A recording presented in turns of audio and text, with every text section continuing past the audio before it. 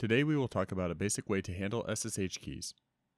Here we will create one key pair per computer and use that key pair across multiple services. This provides a decent amount of security while being just about as easy as possible. In this example, PC1 has a single key pair used across all three services.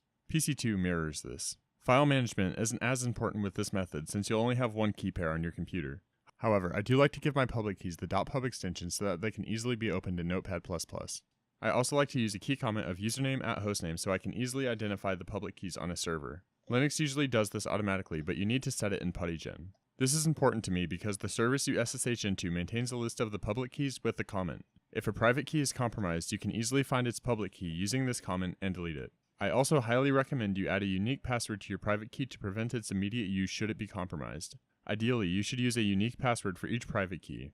At the very least, you should create a unique and complex password that you do not use outside of your SSH keys.